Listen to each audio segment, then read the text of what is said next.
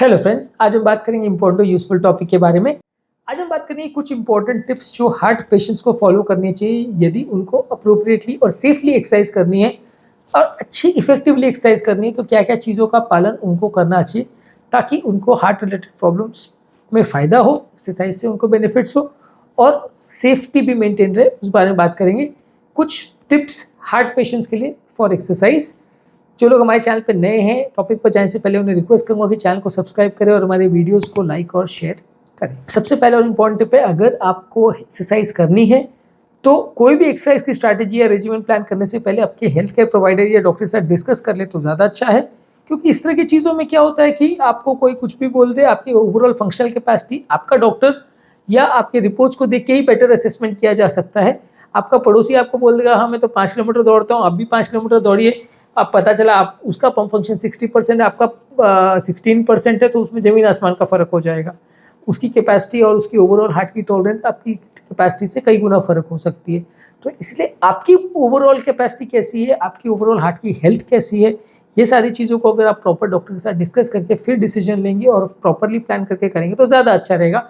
आप अनप्लान वे में एक्सरसाइज कोई भी करोगे तो आपको फ़ायदा होने के बदले नुकसान हो सकता है।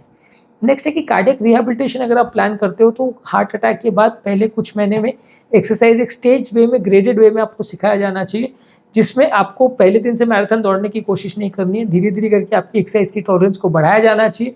ओवर एक्सर्शन आपको बहुत ज़्यादा नहीं करना है। धीरे धीरे करके आपकी स्टैमिना को बढ़ाया जाएगा तो आपका 3 से 4 महीने या 6 महीने में आपकी स्टैमिना अच्छी हो जाएगी, एक्सरसाइज कैपेसिटी अच्छी हो जाएगी, मसल्स अच्छी हो जाएगी, हार्ट की ताकत भी इंप्रूव होगी। लेकिन इसको प्रॉपर ट्रेनिंग के साथ प्रॉपर रिहैबिलिटेशन सेंटर्स में या प्रॉपर ट्रेन फिजियोथेरेपिस्ट या ट्रेन टेक्नीशियंस के द्वारा ही कराया जाए तो ज़्यादा अच्छा है। अपने हिसाब से आप बिना किसी से पूछे कुछ भी अगर फॉलो करोगे तो थोड़ा सा नुकसान होने का चांस भी बढ़ सकता है। इसमें एक इम्पॉर्टेंट चीज़ ज़रूरी है कि धीरे धीरे स्टार्ट करें और ग्रेजुअली बढ़ाएं। पहले दिन से आप अपने आप को शूरवीर समझ के आप पार चढ़ने के पीछे पड़ जाएं, वैसा मत करिए। धीरे धीरे करके अपनी एक्सरसाइज टॉलरेंस और कैपेसिटी को बढ़ाएंगे तो ज़्यादा अच्छा रहेगा। उससे आपका लॉन्ग टर्म परफॉर्मेंस भी बेटर होगा और लॉन्ग टर्म रिजल्ट्स भी ज़्यादा अच्छे आपको मिलेंगे अगर आप ग्रेजुअली इंक्रीज करते हो। आप पहले दिन से अगर बहुत ज़्यादा ओवर स्ट्रेन करने की कोशिश करते हो तो उससे आपके मसल्स को भी डैमेज होगा, हार्ट को भी डैमेज होगा। हार्ट एक तरह से ऑलरेडी जो अगर वीक है या कॉम्प्रोमाइज है तो उसमें कंडीशन बिगड़ने का भी अंदेशा है। तो आपको उसको धीरे धीरे करके ग्रेजुअली अगर बढ़ाएंगे अपनी एक्सरसाइज टॉलरेंस को तो ज़्यादा अच्छा है। नेक्स्ट है कि जो एक्टिविटीज़ आपके लिए अप्रोप्रिएट है उसी को चूज़ करिए। चाहे वॉकिंग, रनिंग है जो आपकी जॉइंट्स के लिए अच्छी है, जो आपकी हार्ट के लिए अच्छी है, हार्ट की ओवरऑल कैपेसिटी के लिए अच्छी है, उनको आप चूज़ करेंगे तो ज़्यादा अच्छा है। बहुत ज़्यादा सडन या जारिंग मूवमेंट्स के साथ अगर आपको एक्सरसाइज करते हैं तो आपको फ़ायदा होने के बदले नुकसान होगा। आपकी हार्ट की लिमिटेशंस और हार्ट की ओवरऑल कैपेसिटी को समझ के यदि आप एक्सरसाइज को प्लान करोगे तो ज़्यादा अच्छे आपको रिजल्ट्स मिलेंगे। नेक्स्ट है कि आपकी हार्ट रेट को प्रॉपरली मॉनिटर करिए, चाहे आप स्मार्ट वॉचेस के साथ या पल्स रेट को मॉनिटर करके आपकी हार्ट रेट मॉनिटर करिए। सडनली अगर हृदय गति में बहुत वेरिएशन आ रहा है और जो पल्स जो 70-80 चल रही है वो सडनली 80 से 180 अगर पहुंच गई है तो इसका मतलब गड़बड़ है। या मान लीजिए अगर आपकी हार्ट रेट अभी तक ठीक चल रही थी, सडनली 140-150 भी जा रही है तो उसका मतलब या तो कुछ आपको प्रॉब्लम अंदर हो रही है या हार्ट को प्रॉब्लम हो रही है। तो उसको प्रॉपरली मॉनिटर करिए, उससे आपकी ओवरऑल फिटनेस लेवल्स भी कैसी है, आपकी स्टैमिना कैसी है, आपकी ओवरऑल एक्सरसाइज टॉलरेंस कैसी है, ये सारी चीज़ें भी पता चलेगी। और आपकी ओवरऑल वर्कआउट कैसा चल रहा है, उसमें इंप्रूवमेंट आ रहा है कि नहीं, उसको मॉनिटर करने के लिए मदद मिलेगा। ये ऐसे मिलेगा कि आप एक तरह से मान सकते हो कि जितना अच्छी आपकी लोअर साइड पे पल्स रहेगी उतना आपकी एफर्ट टॉलरेंस को अच्छा माना जा सकता है। तो जितना आप अग्रेसिवली एक्सरसाइज करोगे उतना धीरे धीरे करके आपकी हार्ट की रिक्वायरमेंट और हार्ट की ताकत बढ़ जाएगी और उससे आपका ओवरऑल पल्स रेट भी थोड़ा कम हो जाए। तो जो लोग का बहुत ज़्यादा दौड़ने या मेहनत काम करने के बाद भी पल्स रेट बहुत ज़्यादा नहीं बढ़ता है, उनको ज़्यादा फिट माना जाएगा उन लोगों के कंपैरिजन में जिनमें पल्स रेट जल्दी बढ़ता है। नेक्स्ट है कि आपकी बॉडी के कोई भी सिग्नल्स है तो उसको ध्यान से सुनिए। कई बार क्या होता है कि बॉडी आपको सिग्नल्स देती है कि कुछ प्रॉब्लम हो रही है, आप उसे इग्नोर करते हो तो कंडीशन बिगड़ जाती है। बॉडी अगर सिग्नल्स दे रही है कि कुछ प्रॉब्लम है, पेन है, धड़कन हो रही है, चक्कर आ रहे हैं, कमजोरी हो रही है, छाती में दर्द हो रहा है, तो उसे इग्नोर मत करिए, नहीं तो आपको मुश्किल हो जाएगी। और जब कंडीशन बिगड़ जाएगी तब आप रियलाइज़ करोगे अरे यार प्रॉब्लम चालू हो गई और फिर उससे बात संभालना मुश्किल भी हो सकता है। नेक्स्ट है कि बीच बीच में थोड़ा इंटरमिटेंट ब्रेक्स लेंगे तो चलेगा। एक्सरसाइज के बीच में आपने 15-20 मिनट एक्सरसाइज की, फिर 5 मिनट का ब्रेक ले लिया तो थोड़ा आपकी बॉडी को ईज आउट होने का टाइम भी मिल जाएगा और आपकी मसल्स भी थोड़ा फटीग और लैक्टिक एसिड जो बना है वो कम हो जाएगा। तो आपको थोड़ा-सा बेटर लगेगा। ओवर एक्सर्ट करने की कोशिश एटलीस्ट फर्स्ट फ्यू डेज़ में तो मत करिए, जब तक आपकी ओवरऑल कैपेसिटी बहुत अच्छी नहीं हो जाए और आपकी ओवरऑल स्टैमिना बहुत अच्छी नहीं हो जाए, तब तक अपने आप को ओवर एक्सर्ट करने की कोशिश मत कीजिए, इससे आपको फ़ायदा नहीं उल्टा नुकसान हो सकता है। नेक्स्ट इंपॉर्टेंट टिप है हाइड्रेशन मेंटेन रखिए। अगर आप एक्सरसाइज करते हैं तो उस दौरान पसीना आने की वजह से आपका थोड़ा-सा बॉडी का वॉल्यूम लॉस होता है, तो पानी अगर ज़्यादा मात्रा में पिएंगे तो बॉडी डिहाइड्रेट नहीं होगी, इससे आपका हार्ट और किडनी पर नेगेटिव इफेक्ट नहीं होगा। एक्सरसाइज अगर आप रेगुलर बेस पे कर रहे हैं तो 2 से 3 लीटर पानी आपको एटलीस्ट पीना चाहिए। ज़्यादा पानी अगर पंप फंक्शन अच्छा है तो आप ले सकते हैं, ज़्यादा पानी लेने में नुकसान नहीं है, पर ज़्यादा पानी का मतलब ये नहीं है कि 20 लीटर पानी पी जाए। आप 3 से 5 लीटर 6 लीटर भी पानी पी सकते हैं, पर एवरेज मान के चलिए तो 2 से 4 लीटर अगर आप पानी पी रहे हो तो अच्छा है। नेक्स्ट है कि स्ट्रेंथ ट्रेनिंग को भी इन्वॉल्व करिए। ऐसा नहीं है कि आपको सिर्फ एरोबिक एक्सरसाइज पे ही फोकस करना है या वॉकिंग, रनिंग, जॉगिंग पर ही फोकस करना है। अगर आप मसल बिल्डिंग पर भी थोड़ा फोकस करेंगे या स्टैमिना बिल्डिंग पर भी फोकस करेंगे तो ज़्यादा अच्छे आपको कंसिस्टेंट रिजल्ट्स मिलेंगे, आपका लॉन्ग टर्म रिस्पॉन्स ज़्यादा अच्छा आएगा। आप मसल बिल्डिंग पर ऐसा नहीं करेंगे, बहुत ज़्यादा फोकस करें और सिर्फ बॉडी बिल्डर बनना है आपको, उस हिसाब से आप प्रोटीन स्टेरॉइड खाना चालू कर दे, वैसा मत करिए। पर ओवरऑल धीरे धीरे करके अगर आप एक्सरसाइज टॉलरेंस को बढ़ाएंगे और साथ में मसल की पावर को भी बढ़ाने का प्रयास करेंगे तो अच्छा है। नेक्स्ट है कि आपके फ्लेक्सिबिलिटी को बढ़ाने का प्रयास कीजिए।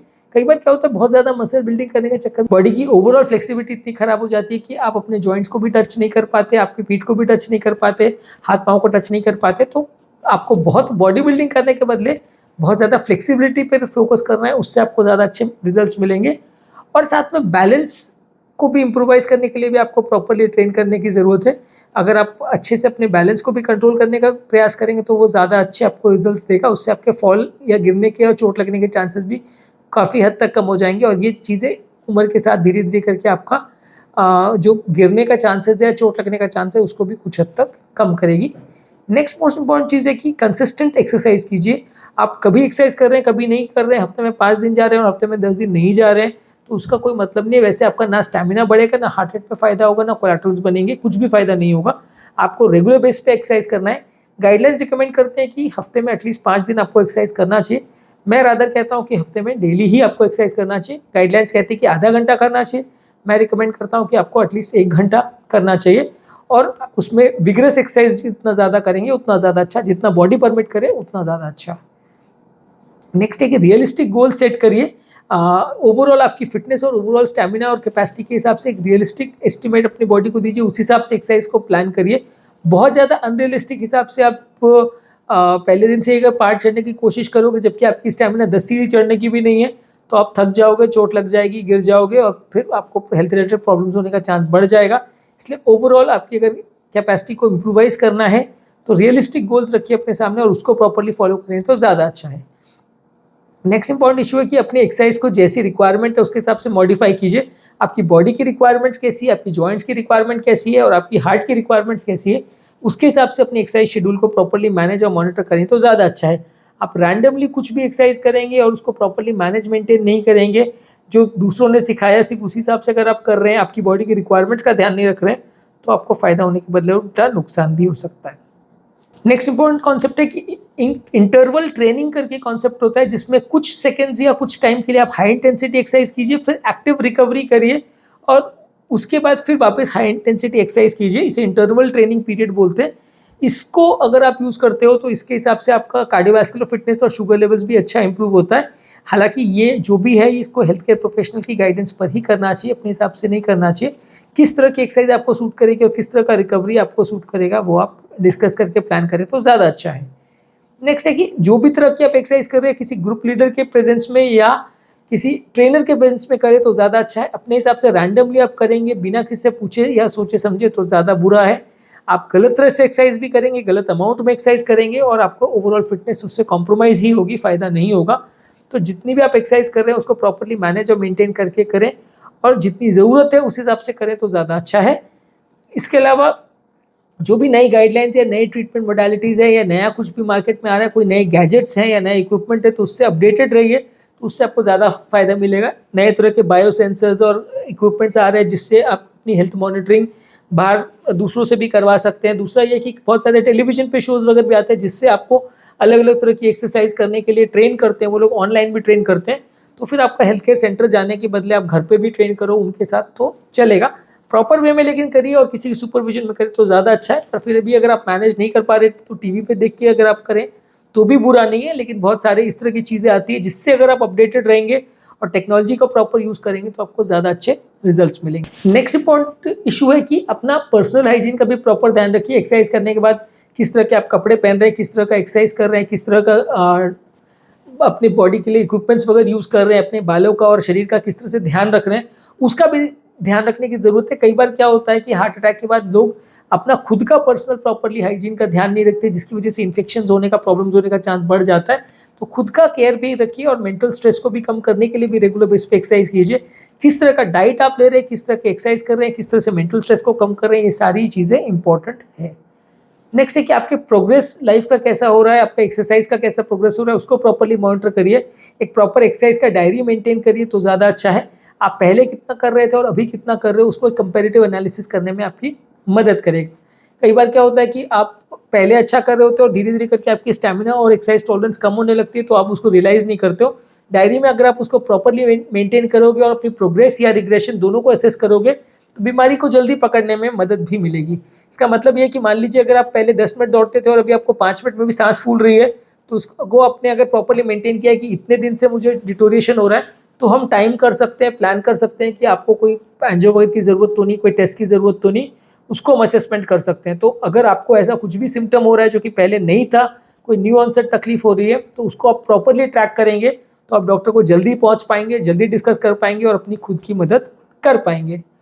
और एक्सरसाइज के शेड्यूल्स में पेशेंस भी रखने की ज़रूरत है और खुद के साथ बहुत ज़्यादा खुद को टॉर्चर करने की ज़रूरत नहीं है। प्रॉपर वे में, अच्छी तरह से स्ट्रक्चर्ड वे में एक्सरसाइज करेंगे तो ज़्यादा अच्छे रिजल्ट्स मिलेंगे। खुद के साथ थोड़ा पेशेंस रखना पड़ेगा, खुद को टाइम देना पड़ेगा।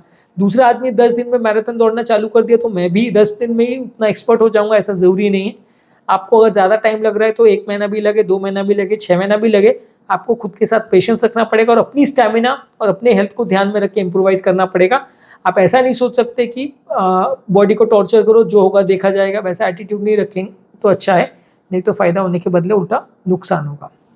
तो आज के टॉपिक में हमने हार्ट पेशेंट्स के लिए एक्सरसाइज में क्या क्या चीज़ों का ध्यान रखने की ज़रूरत है, उन टिप्स पर बात करी। जो लोग हमारे चैनल पर नए हैं उन्हें रिक्वेस्ट करूँगी चैनल को सब्सक्राइब करके हमें इंस्पायर और मोटिवेट करें।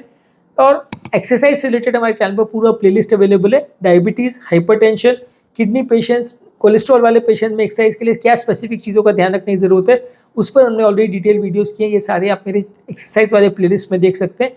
इंपॉर्टेंट वीडियोस का लिंक मैं डिस्क्रिप्शन बॉक्स और आई बटन में छोड़ देता हूँ।